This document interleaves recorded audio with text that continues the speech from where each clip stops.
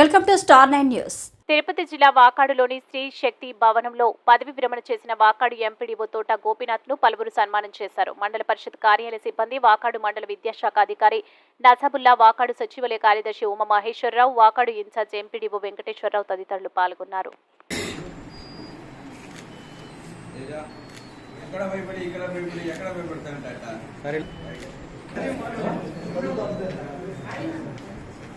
శ్రీ తోట గోపీనాథ్ మండల పరిషత్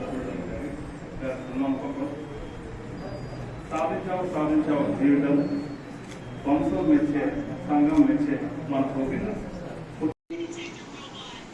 మామూలు జిల్లా స్థాయి అసోసియేషన్ కానీ రాష్ట్ర స్థాయి అసోసియేషన్ ఉన్నప్పుడు కానీ మనం చేసిన పనితనాన్ని ఈరోజు రాష్ట్ర స్థాయి అసోసియేషన్లో ఉండే ఎంపీడీ వారు కూడా ఉదయం నుంచి నేను ఆ మెసేజ్ పెడతాను. ఉదయం నుంచి అభినందన.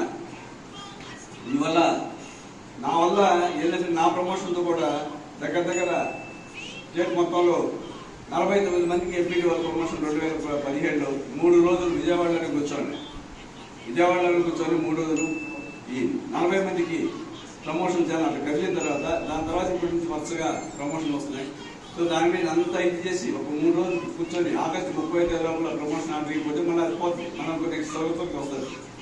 3 రోజులు కూర్చొని జిల్లాకి 2 ముగ్గురికి వచ్చాయి, 3 వచ్చాయి, ఈ జిల్లాలో 3 వచ్చాయి, దాంట్లో నేను ఒకరిని. సో ఈ కాన్సెప్ట్ అంతా ఆ కాన్సెప్ట్లో పనిచేసినప్పుడు నా దగ్గర పనిచేసిన ఎంపీడీ వాళ్ళు, డిఏడీ వాళ్ళు ఉంటారు. ఉదయం నుంచి ఫోన్ చేస్తున్నారు, నువ్వు చేసిన ఆ రోజు ఆ పని ఈరోజు అందరికీ గుర్తింపు వచ్చింది కాబట్టి. సో ఆ విధంగా మనం ఏదైనా పని చేస్తే గుర్తింపు పొందే విధంగా మనం పనిచేస్తే అంటే దానికేం పెద్ద మనం మా దేశంలో చేసుకొచ్చి చెప్పండి. వాళ్ళు చెప్పిన పని ఒక 2 మొన్న 10వ తేదీ కోర్టు రాకముందు మీ అందరి సమక్షంలో ఒకసారి పదవి విరమణ అభినందన సభ చేసుకున్నాను. మళ్ళా రెండోసారి అంటే నా ఒకరికి గౌరవం దక్కిందేమో అని అనుకుంటున్నాను నాకు తెలిసిన వరకు. సో ఇలా చెప్పాల్సిన ప్రతి మీటింగ్ లో మీకు చెప్పే విషయం మళ్ళీ ఇక్కడ చెప్పాల్సి వస్తుందేమో. అందరూ బాగా కష్టపడి ఇష్టపడి పనిచేయండి, మీ ఉద్యోగాన్ని ఇష్టపడి పనిచేయండి, అప్పుడే మనం సక్సెస్ అవుతాం. నా సక్సెస్ లో ప్రథమ కారణం అది ఒకటే.